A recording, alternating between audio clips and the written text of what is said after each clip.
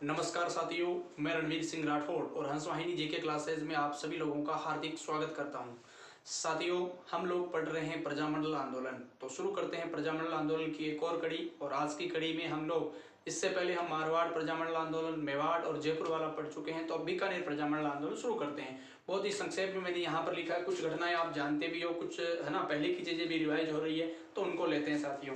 सबसे पहले अगर अपन चर्चा करें, देखिए बीकानेर प्रजामंडल आंदोलन की, ठीक है। तो बीकानेर में प्रजामंडल की स्थापना कब हुई, तो ये ध्यान रखना 1936 में बीकानेर में प्रजामंडल की स्थापना हुई, 1936 ईस्वी में, ठीक है।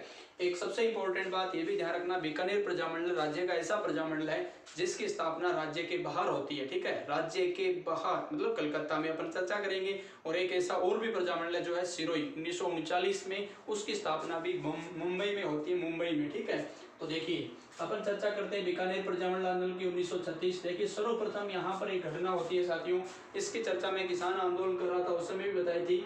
सर्वप्रथम 1907 में कन्हैयालाल ढूंढ व गोपाल दास के द्वारा सर्व हितकारिणी सभा की स्थापना की जाती है। और कहाँ पर साथियों, चूरू में। अब ये चूरू में है तो बीकानेर में कैसे आ गया, ध्यान रखना। चूरू ही बीकानेर, चूरू बीकानेर रियासत का ही पार्ट था, ध्यान रखना। अब देखिए 26 जनवरी 1930 को बहुत महत्वपूर्ण घटना होती है ना। 26 जनवरी 1930 जो कि प्रथम स्वतंत्रता दिवस भी मनाया जाता है, आपको पता होगा। तो चंद्रमल बहेड़ गणपति देव चूरू धर्म स्तूप पर क्या फहराया साथियों, झंडा फहराया। दो व्यक्ति है, इसकी चर्चा मैंने एक चंद्रमल बहेड़ का तो मैंने आपको पहले बताया था, और इसको आप लोग और ऐड कर लीजिएगा, ठीक है। चूरू धर्म स्तूप पर इन्होंने झंडा फहराया, ये इसी आंदोलन से संबंधित। अब देखिए 1931 में क्या होता है साथियों।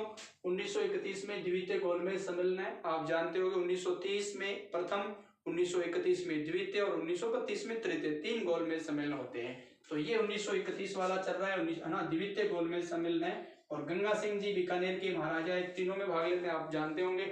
और यहाँ पर क्या होता है, गंगा सिंह के निरंकुश शासन के पर्चे बांट दिए जाते हैं कई व्यक्तियों के द्वारा मिलकर के, ठीक है। तो उन व्यक्तियों के नाम भी मैं अभी बताऊंगा। लेकिन होता क्या है, जब ये निरंकुश शासन यानी कि कोई अंकुश नहीं है, ठीक है, किसी का दूसरे का कोई अंकुश नहीं है, निरंकुश हो गया एक तरीके से, ठीक है, किसी का कोई अंकुश नहीं है शासन पर। तो ये गंगा सिंह जी के है ना एक प्रकार के शासन से तंग आकर के यानी वहां पर कई लोगों ने पर्चे बांट दिए।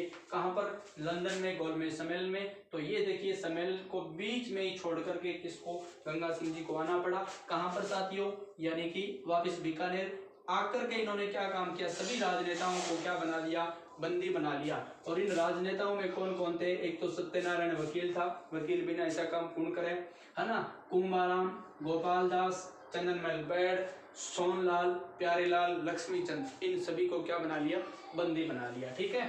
सर्वत्र निंदा, सभी जगह ऐसे काम की निंदा होगी, बंदी क्यों बनाया, ठीक है, तो निंदा हुई। और अब क्या हुआ, बीकानेर, ये जो पूरी कहानी है, ये जो मैंने अभी अभी बताई है, सर्वत्र जो निंदा, ये जो कहानी इनको बंदी बनाया गया, इस पूरी कहानी का नाम ही है बीकानेर षड्यंत्र केस। ध्यान रखना, बीकानेर षड्यंत्र केस के नाम से ये जानी जाती है। और फिर सभी लोगों को 1936 में मुक्त कर दिया गया और राज्य से क्या कर दिया गया, निष्कासित किया। आपको मुक्त तो किया जा रहा है लेकिन आप राज्य में नहीं रह सकते, तो राज्य से क्या कर दिया, निष्कासित कर दिया। अब है 4 मार्च 1936, ठीक है, 4 मार्च 1936। और बहुत सारी जगह अक्टूबर है तो आप लोग अक्टूबर लिखिए, अक्टूबर सही है। 4 अक्टूबर 1936 बीकानेर प्रजामंडल की क्या की जाती है साथियों, स्थापना की जाती है। क्या की जाती है, बीकानेर प्रजामंडल की स्थापना की जाती है। बहुत इंपॉर्टेंट बात है। और ये कर लेते हैं कौन साथियों, पंडित मगाराम वैद्य, और इसके ये भी क्या होते हैं, अध्यक्ष होते हैं, ठीक है। तो बीकानेर प्रजामंडल की स्थापना कब होती है, 1936 में। अभी मैंने जो 4 मार्च लिखा है, देखिए यहाँ पर मैं एक चीज बताऊंगा आपको, पहले थोड़ा सा ये कंठस्थ कीजिए कि पंडित मगाराम वैद्य द्वारा, है ना, यहाँ इसकी स्थापना की जाती है बीकानेर प्रजामंडल की, और ये अध्यक्ष थे। और गंगा सिंह जी क्या करते हैं, जैसे ये प्रजामंडल की स्थापना होती है, गंगा सिंह जी तुरंत ही, है ना, मतलब एक प्रकार से शीघ्रता से गंगा सिंह जी इसे गैर कानूनी घोषित कर देते हैं और इसका प्रजामंडल का दमन कर देते हैं। सभी नेताओं को निर्वासित कर देते हैं, निर्वासित जीवन यानी बाहर रहना है, आना ही नहीं है, ठीक है।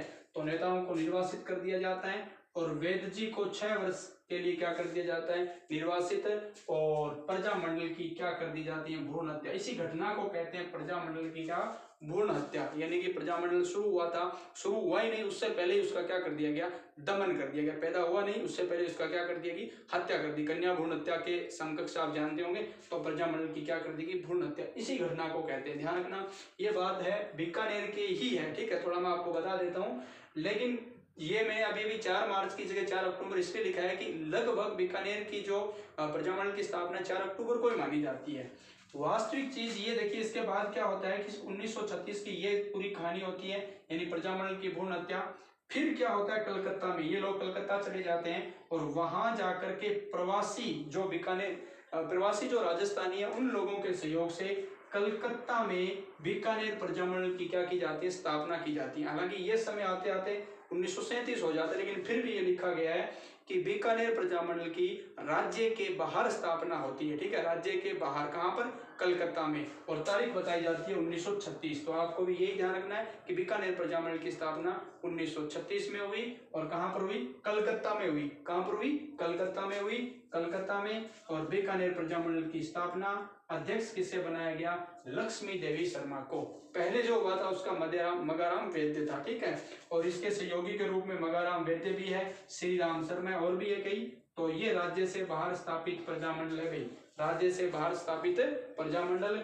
और यहाँ ये प्रजामंडल के द्वारा एक पुस्तिका प्रकाशित की गई, बीकानेर की थोती पोथी, ठीक है। बीकानेर की थोती पोथी पुस्तिका प्रकाशित की गई। और एक मैंने राज्य के बाहर और बताया था आप लोगों को, सिरोही 1939। ये देखिए बात करते हैं अपन लोग 1942 की। ये इंपॉर्टेंट बात यहाँ तक मैंने बता दी है। 1942 में बीकानेर के वकील होते हैं एक, जिसका नाम होता है रघुदयाल गोयल। क्या नाम होता है, रघुदयाल गोयल। ये एक काम करते हैं, बीकानेर राज्य प्रजा परिषद की स्थापना। दो ही बात महत्वपूर्ण है, एक तो ये है ना, ये बीकानेर प्रजामंडल 1936, और ये 1942 रघुदयाल गोयल बीकानेर राज्य प्रजा परिषद की स्थापना। अब ये है ना क्या करते हैं, उत्तरदायी शासन की मांग करते हैं और साथ साथ में भारत छोड़ो आंदोलन में क्या करते हैं, भाग लेते हैं। भारत छोड़ो आंदोलन, इंडिया क्वाइट यानी आंदोलन में ये क्या कर लेते हैं साथियों, भाग लेते हैं। अब देखिए क्या होता है, 30 जून और 1 जुलाई 1946 की बात है, 30 जून और 1 जुलाई, ठीक है। प्रजा परिषद की है ना एक सभा हो रही होती है रायसी नगर में। कहाँ पर, रायसी नगर में। यहाँ पर पुलिस द्वारा क्या चला दी जाती है, गोलियां। और बिरबल सिंह यहाँ पर क्या हो जाते हैं, शहीद। एक सभा के तहत वैसे एक जुलूस में जा रहे होते हैं, एक जुलूस होता है सभा की और एक जुलूस, और उस जुलूस के अंदर है ना गोलियां चला दी जाती हैं और बिरबल सिंह शहीद हो जाता है।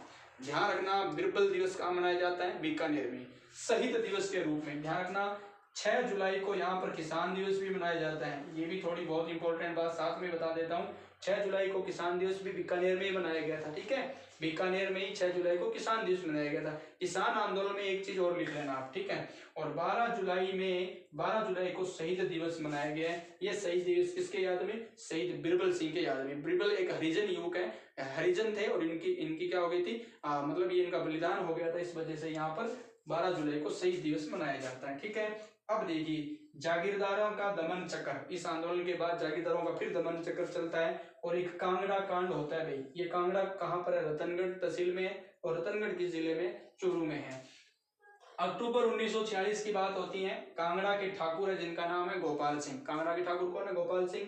करों में क्या कर देते हैं, वर्दी, और किसान इसका क्या करते हैं साथियों, विरोध करते हैं ना। यहाँ पर क्या किया जाता है, विरोध, यानी प्रजामंडल के नेताओं के द्वारा विरोध किया जाता है ना, प्रजा परिषद। तो 12 नवंबर 1946 को प्रजा परिषद के सदस्य है ना, ये कहाँ पर पहुंचते हैं, कांगड़ा पहुंचते हैं। और कांगड़ा पहुंचते ही मतलब पहुंचते ही जिनकी निर्मम पिटाई की जाती है। कांगड़ा तोड़ दिया आंगन टांगड़ा, ठीक है। तो ध्यान रखिए, कांगड़ा पहुंचने पर प्रजा परिषद के सदस्यों की भयंकर क्या होती है, पिटाई की जाती है यहाँ पर रियासत के द्वारा, यहाँ के ठाकुरों के द्वारा। ध्यान रखना। तो 12 नवंबर 1946 प्रजा परिषद के सदस्य कांगड़ा पहुंचते हैं और वहां पर उनकी निर्मम पिटाई की जाती है। तो कांगड़ा कांड भी बीकानेर रियासत से जुड़ा हुआ है, जो कि रतनगढ़ चूरू में, ठीक है। तो अक्टूबर 1946 है। अब लास्ट में क्या होता है, सादुल सिंह के द्वारा स्वतंत्रता के बाद पश्चात यहाँ पर उत्तरदायी सरकार की क्या कर दी जाती है, स्थापना कर दी जाती है। हालांकि गंगा सिंह ने भी लास्ट में कुछ अच्छा प्रयास किया था और लास्ट में एक चीज है जो आपको स्क्रीन पर नहीं दिखाई दे रही है, लास्ट में मैंने ये लिखा है कि 30 मार्च 1949 को यानी बीकानेर रियासत का इसमें विलय हो जाता है। हम अच्छी तरह से जानते हैं साथियों, संयुक्त राजस्थान में क्या हो जाता है, विलय हो जाता है। तो ये थी आपकी एक छोटी सी क्लास। इसमें आपको इंपॉर्टेंट चीज ध्यान रखनी है, प्रजामंडल की स्थापना 1936 में कहाँ पर, ये मैंने आपको बता दिया है, कलकत्ता के अंदर।